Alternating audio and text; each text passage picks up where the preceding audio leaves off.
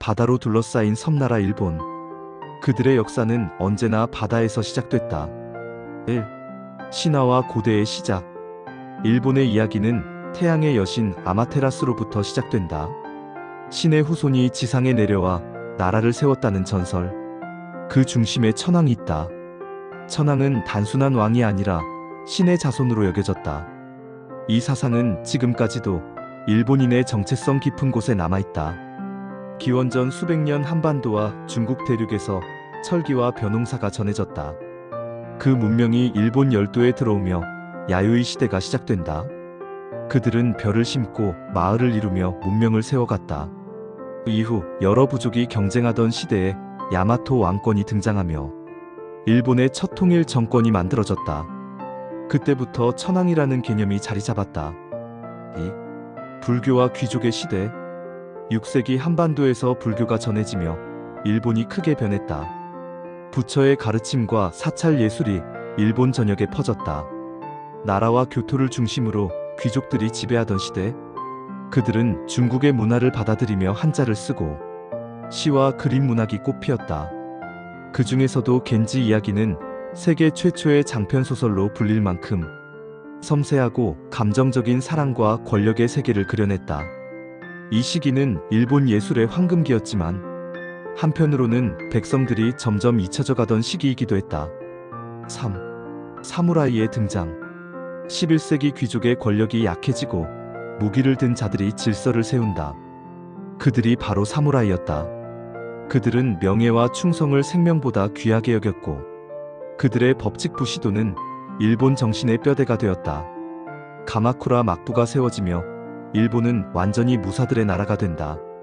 천황은 상징으로 남고 실제 권력은 쇼군이 쥐게 된다. 이 시기 일본은 두 차례의 몽골 침략을 겪는다. 하지만 태풍이 몽골 함대를 덮치며 일본은 기적적으로 살아남았다. 그들은 그것을 가미카제 신의 바람이라 불렀다. 4. 전국시대 피로 물든 일본. 16세기 쇼군의 권력이 무너지고 전국이 혼란에 빠진다. 각 지방의 영주 다이뮤들이 서로 싸우며 온 나라가 전쟁터가 된다. 이 시기를 전국시대라 부른다. 그 혼돈 속에서 세 명의 인물이 등장한다. 오다 노부나가, 도요토미 히데요시, 도쿠가와 이에야스. 노부나가는 파격으로 시대를 흔들었고 히데요시는 일본을 거의 통일했다. 그는 조선을 침략하기도 했다. 그리고 마지막으로 이에야스가 모든 권력을 손에 넣어 에도 막부를 세운다. 200년 넘게 이어진 평화의 시대가 시작된 것이다. 5.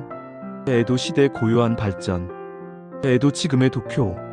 이 시기 일본은 외국과 문을 닫고 쇄국 정책을 펼친다.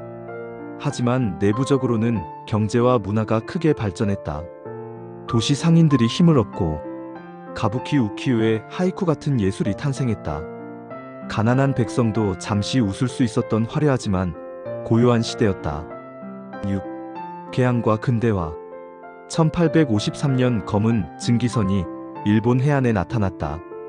미국의 페리 제독이 개항을 요구한 것이었다.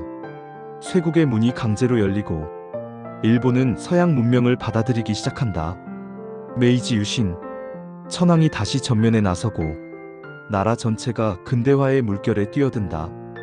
단 40년 만에 일본은 아시아에서 가장 강한 제국이 된다. 7. 제국주의의 그림자. 20세기 초 일본은 조선과 중국으로 진출했다. 러시아와의 전쟁에서도 승리하며 동양의 강국이 되었다. 하지만 그 힘은 결국 오만으로 이어졌다. 1930년대 일본은 아시아 곳곳을 침략하고 태평양 전쟁을 일으켰다.